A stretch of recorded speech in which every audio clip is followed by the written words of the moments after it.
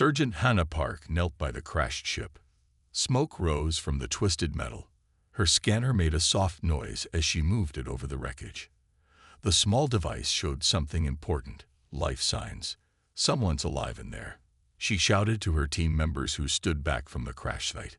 Get me cutting tools right away. The ship didn't look like any human vessel. Its strange curves and shimmering material marked it as Viridi technology. Everyone in the galaxy knew about the Viridi. They were smart and had amazing ships, but they didn't like other species. They kept to themselves and often responded with violence when others got too close.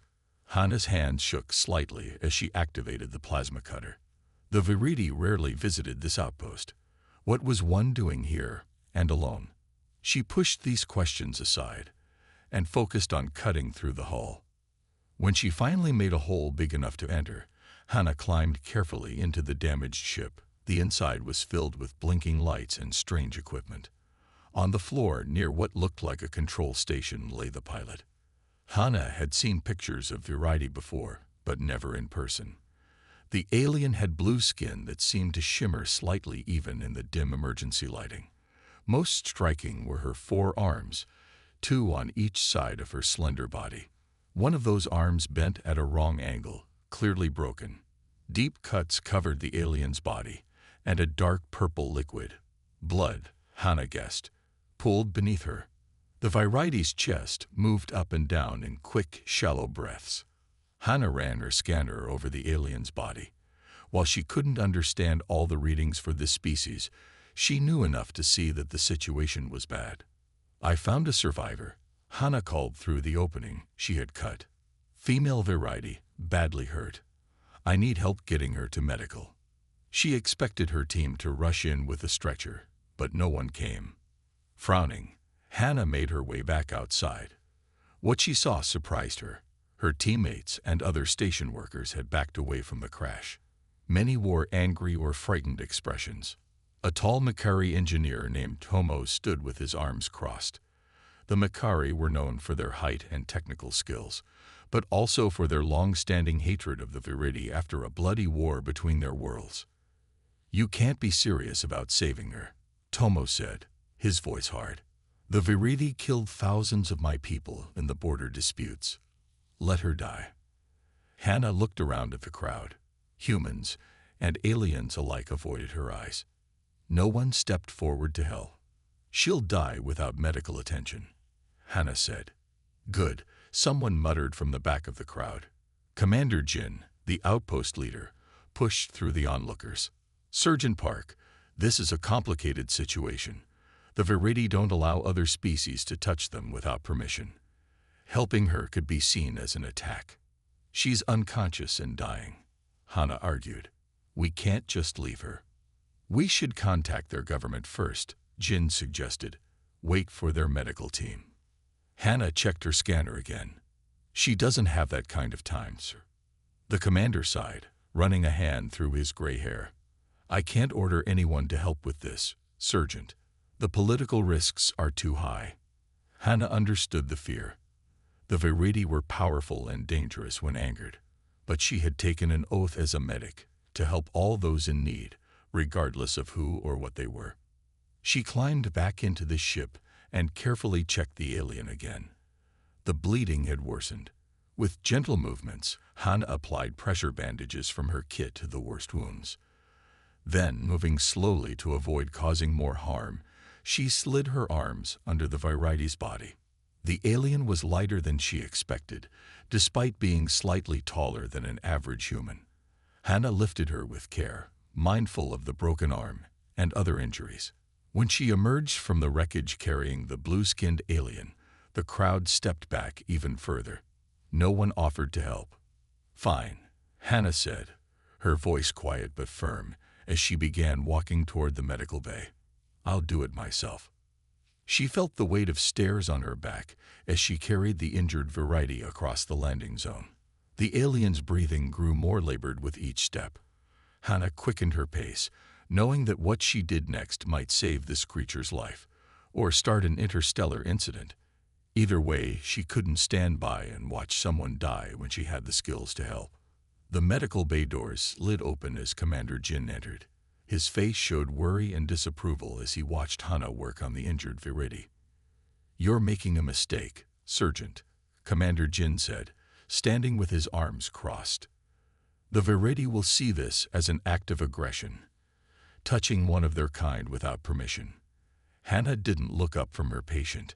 Her hands moved carefully as she cleaned another deep cut on the alien's blue skin. "With respect, sir, I took an oath," she replied, her voice firm but tired. "I can't let someone die if I can help them." The commander sighed. "I understand your feelings, but you're putting the entire outpost at risk. The Viridi have started wars over less." Hana finally looked up. Dark circles showed under her eyes. "Then I'll take full responsibility. But I won't stop treating her." After Jin left, Hana returned to her work.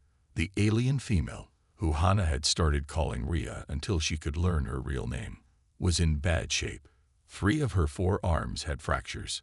Strange purple blood leaked from wounds Hana struggled to close. Worst of all, Rhea had internal bleeding from organs Hana couldn't even name. The outpost's medical computer had very little information about Viridi bodies. Most of what Hana found were warning notes about their aggressive nature and how they refused medical contact with other species. "Not much help there," Hana muttered as she scrolled through another useless file. She tried mixing different medicines, testing tiny amounts on samples of Rhea's blood to see what might help. Many caused bad reactions. Hana threw those away and kept trying. For 3 days, Hana barely left the medical bay. She ate quick meals while reading old xenobiology texts. She slept in short naps on a cot next to Rhea's bed. Medical Officer Sung, the only other staff member willing to enter the room, checked on Hana during these brief rest periods. "You need real sleep," Sung told her on the 3rd night. "You'll make mistakes if you keep going like this." "I can't leave her," Hana said, rubbing her tired eyes. Her breathing pattern changed an hour ago. "I think the medicine is either helping or hurting. I'm not sure which yet." Sung looked at the blue alien with a mix of fear and curiosity. "Why do you care so much? You know what they've done to other species." Hana checked Rhea's vital signs again before answering. "I don't know her. Maybe she's a scientist. Maybe she's kind to her family. Maybe she hates what her government does. I can't judge her for being born Viridi." On the 4th day, Hana was changing a bandage when she noticed movement. Rhea's 4 eyes, arranged in a diamond pattern on her face, began to open. All 4 focused directly on Hana. The fear in those eyes was clear. The Viridi tried to move away but was too weak. A strange clicking sound came from her throat, possibly a cry for help. "It's okay," Hana said softly, stepping back to give the alien space. "I'm trying to help you. You're safe here." She moved very slowly, keeping her hands where Rhea could see them. The Viridi watched every movement, her body tense despite her injuries. "You crashed," Hana explained, using simple words and gestures. "Your ship crashed." She mimicked a falling motion with her hand. "You were hurt. I'm a medic." She pointed to the medical symbol on her uniform. The Viridi's eyes blinked in sequence right to left. Hana had no idea what that meant. "I need to give you medicine," Hana said, showing a small cup with pain medication she'd found effective. "For pain." She mimicked drinking, then pointed to Rhea, trying to explain. The alien still watched her with suspicion, but didn't make the clicking sound again. Very slowly, Hana approached. The Viridi tensed but didn't pull away. Taking this as a good sign, Hana helped Rhea drink the medicine. "There," Hana said with a small smile. "That should help." Later that day, Dr. Kwan visited the medical bay. He stopped at the doorway, unwilling to come closer to the Viridi. "The commander wants a report," he said to Hana. "How long until the alien can be moved?" "There's talk of building a secure container to transport her back to Viridi space." Hana frowned. "She's not cargo, and she's nowhere near stable enough for transport. I've only just figured out which medicines help her." You know they'll come looking for her eventually, Quan said. The longer we keep her, the worse it will be. After he left, Hana sat beside Raya's bed. The alien was awake again, watching her. I won't let them send you away until you're better, Hana promised, though she knew Raya couldn't understand her words. I just need to figure out more about how your body works. To her surprise, Raya slowly lifted one of her uninjured arms. A slender blue finger pointed to Hana, then to the medical scanner on the table. Hana picked up the scanner. You want me to use this? Rhea then pointed to herself. Yes, Hana said, hope rising. Yes, I need to scan you to understand. For the first time, Hana thought she saw something besides fear in those alien eyes. Perhaps it was the beginning of trust. 2 weeks passed since the Viridi female woke up in the outpost's medical bay. During this time, Hana worked with Sung to build a simple translator. They used old language files and the Viridi's own attempts to communicate. It was slow, frustrating work. Today, they had a breakthrough. The small device on the table between them buzzed and spoke in a flat voice. Rhea isn't her name. She is Neri, researcher of extinct biological systems. Hana smiled at the blue-skinned alien sitting across from her. Neri, that's actually similar to names from my homeland. The translator buzzed again as Neri spoke. What is your homeland? Korea, on Earth, Hana explained.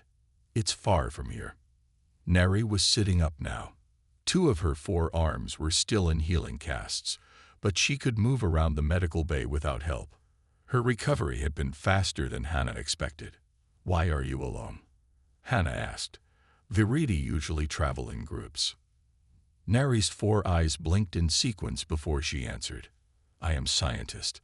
Study dead things. No living things. Safer alone. Over the next few days, their talks got longer. The translator improved as it learned more words. Neri explained that she had been collecting samples from an uninhabited moon. She studied extinct life forms across the galaxy. Pirates attacked my ship, Neri said one evening as Hana checked her healing arms. They wanted my research. I escaped, but ship was damaged. You're lucky you crashed here, Hana said. Neri made a sound like small bells, her species' version of a laugh. Not lucky. Your outpost has bad reputation. Viridi avoid this sector. Hana raised her eyebrows. Bad reputation. Why? Many species here hate Viridi. Neri said simply. Border wars. Resource fights. Old anger. This was true. The outpost sat at the edge of several territories with histories of conflict with the Viridi. It was why no one had wanted to help when Neri crashed. Why do you help? Neri asked, her voice coming clearly through the translator. Others refuse. They hate Viridi. Hana finished wrapping a fresh bandage before answering. She wanted to explain this right. Where I come from, on Earth, medical practitioners take an oath, she said carefully. We treat anyone who needs help, regardless of who they are. Neri's head tilted to one side. This concept does not translate well. Compassion, Hana said. Helping others, even strangers, because their suffering matters. Even enemies, Neri asked. Yes, even enemies. Neri was quiet for a long time. Her 4 eyes looked at different parts of the room, which Hana had learned was how her species showed deep thought. Viridi do not have this. Compassion. For other species, Neri finally said, only for our own kind. Maybe that could change, Hana suggested. That evening, Neri asked to see the stars. Hana broke rules by taking her to the observation deck when no one else was there. They sat looking at the vast space beyond the outpost's walls. My people will look for me, Neri said quietly. I know, Hana replied, but you're still healing. You shouldn't travel yet. Neri turned all 4 eyes to Hana. When they come, there will be trouble. Viridi do not ask nicely. Hana had worried about this too. We'll explain what happened, that you needed medical help. They will not care about reasons, Neri said. They will see only that aliens touched a variety without permission. That night, as Hana helped Nari back to the medical bay, an alarm sounded throughout the outpost. Red lights flashed in the corridors. People ran past them, faces filled with fear. Commander Jin found them in the hallway. His face was pale. "Get her back to medical, now," he ordered Hana. "Lock the doors." "What's happening?" Hana asked, though she already guessed the answer. "A variety battle group just entered the system," Jin said, his voice tight. "3 warships. They're demanding we return their missing scientist immediately." Nari's body stiffened beside Hana. "I told you," she said softly. "No compassion for other species." Hana led Nari quickly back to the medical bay. Outside the window, she could see station staff running to defense positions. The outpost had some weapons, but nothing that could stand against variety warships. "Will they attack?" Hana asked as she closed the medical bay door. Nari looked at her with all 4 eyes. "Yes, they will destroy this place to get me back." "Can you talk to them? Explain what happened." "They would not believe me," Nari said. "They would think you forced me to say these things." Hana sat down, thinking hard. The alarm kept blaring outside. What if she began, then stopped, considering her idea carefully? What if I could prove to them that humans help you without wanting anything in return? Nari's head tilted again. "How?" Before Hana could answer, Commander Jin's voice came over the station speakers. "Attention all personnel. We have 20 minutes to prepare the variety scientists for transfer, or they will open fire. This is not a drill." Retri's as the outpost shook, his systems switched to emergency mode. Red lights flashed in every corridor. People ran in all directions, some to defense stations, others to evacuation points. The variety fleet had arrived. 5 long, sleek warships with weapons that could tear the outpost apart. Commander Jin rushed into the command center, his face tight with worry. Officers called out reports from all sides. "The variety ships are holding position just outside our weapons range," said Security Chief Mun. "They could attack at any moment." "Open a channel," Jin ordered. "I want to talk to them." On the main screen, a variety face appeared. The alien had dark blue skin and 4 eyes arranged in a diamond pattern. He wore what looked like armor made of shining metal. "I am Fleet Commander Dury," the variety said in a cold voice. "You have taken one of our scientists. Return her immediately." "We rescued her from a crashed ship," Jin explained. "She was badly hurt. We've been providing medical care." Dury's eyes narrowed. "You touched a variety without permission. This is a serious offense. You will transfer her to us now. No conditions. No delays." The screen went dark. Jin turned to find Hana standing in the doorway of the command center. "They're demanding immediate transfer," Jin told her. "They won't listen to reason." "She can't be moved yet," Hana insisted. "The bone regeneration isn't complete. Transport could kill her. And refusal could kill everyone on this station," Jin countered. His voice was not angry, just tired and afraid. "They have weapons that could tear through our shields in minutes." Hana knew he was right. The outpost had a few defense systems, but nothing that could fight off 5 variety warships. "Give me 10 minutes," she said. "Let me talk to Nari. Maybe she can help." Jin looked doubtful, but nodded. 10 minutes. Then we have to send her over, ready or not." Hana ran back to the medical bay. When she entered, she found Nari attempting to stand on her own. The variety scientist wobbled on her feet, using her 2 good arms to steady herself against a table. "My people will destroy this place," Nari said weakly. "For one life. Not rational." "That's why we need to talk to them," Hana replied. "Will you help me?"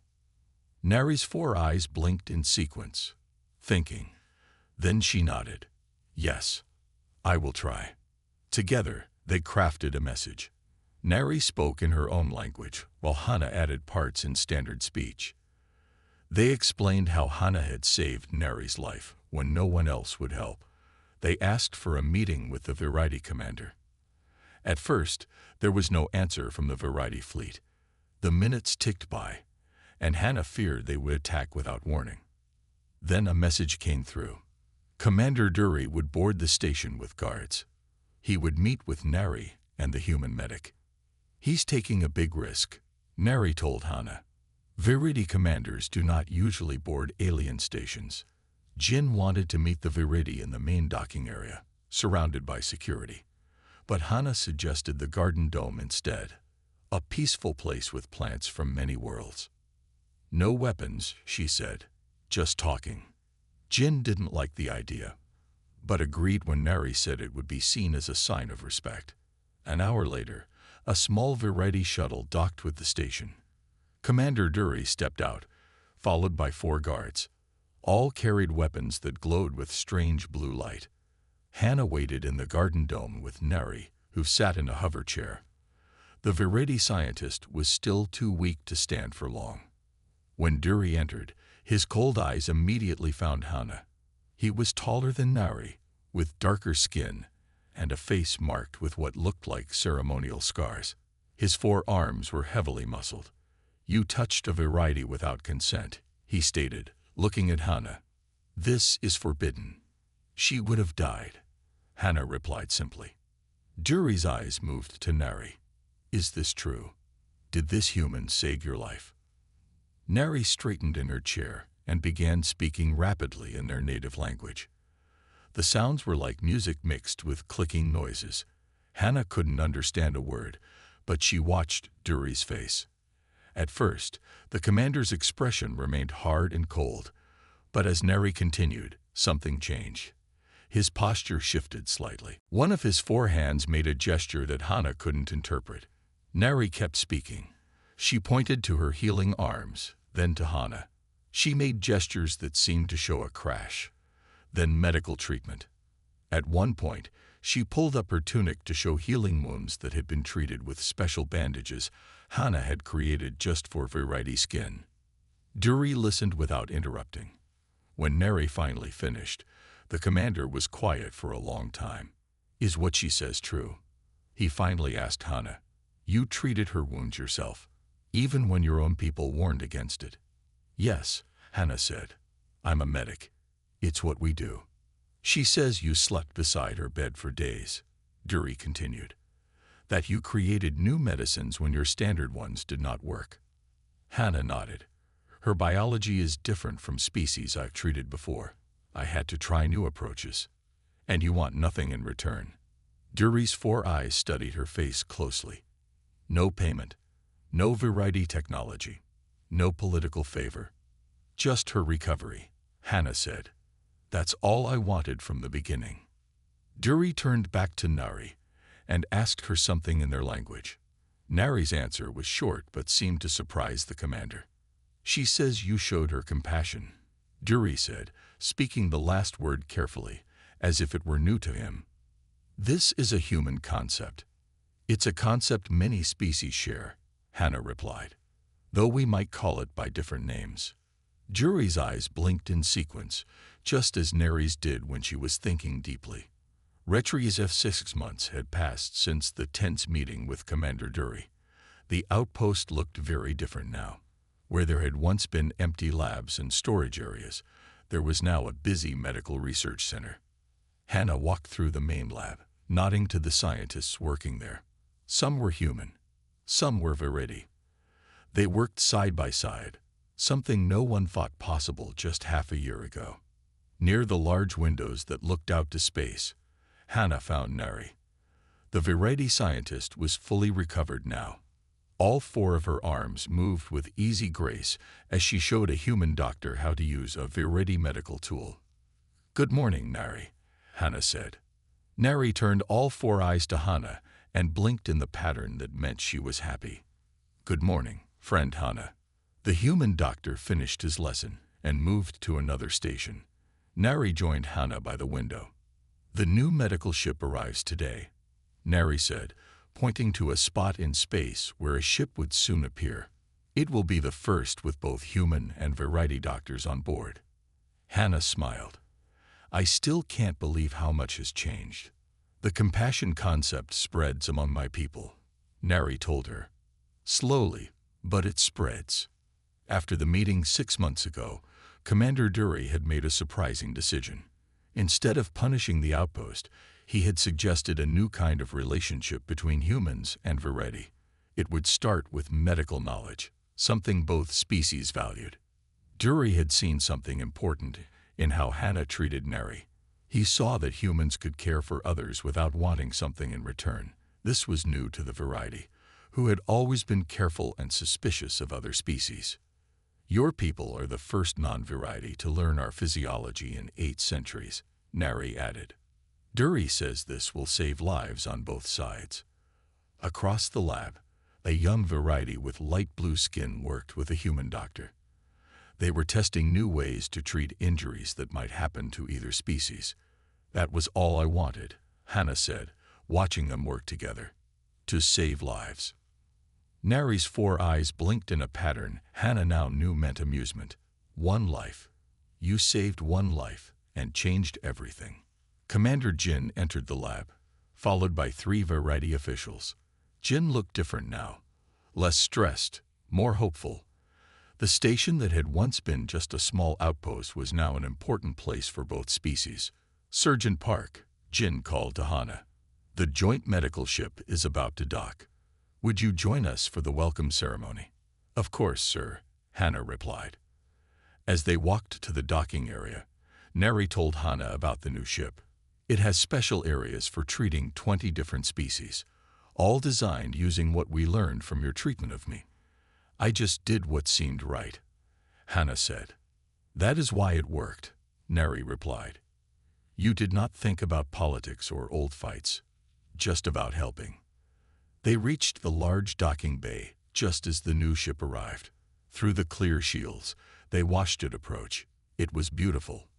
A mix of human and Viretti design, sleek like Viretti ships, but with the practical shape of human vessels.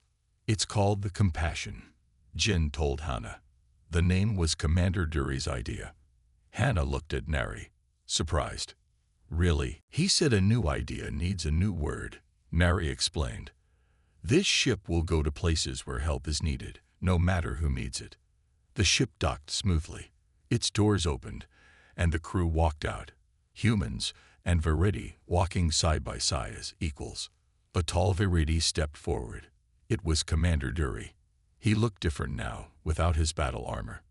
He wore the simple clothes of a diplomat. Sergeant Park, he said, nodding to Hannah. It is good to see you again. You too, Commander, Hannah replied. Dury looked around at the humans and Viretti gathering in the docking bay. 6 months ago, I came here ready for war. Now I come as a friend. He turned back to Hannah, because one human showed us a better way. Later, Hannah and Neri stood at the viewport, watching as another ship arrived, this one bringing more scientists to the outpost. Next month I go back to my research, Neri said, studying extinct life forms on distant moons. Will you be safe? Hannah asked. Neri's eyes blinked with amusement again. Yes, the medical ship will check on me every 10 days. And I will have this. She showed Hannah a small device on her wrist. It had both human and Viretti writing on it. A distress beacon, Neri explained. If I need help, it will call the nearest ship, human or Viretti. Outside the viewport, a human transport docked next to a Viretti science vessel. The 2 ships looked very different, one blocky and practical, one sleek and elegant. Yet they served the same purpose: exploration and discovery. From enemies to partners, Hannah said, watching the ships. Because of one crashed ship and one injured scientist. And one human who showed compassion, Neri added.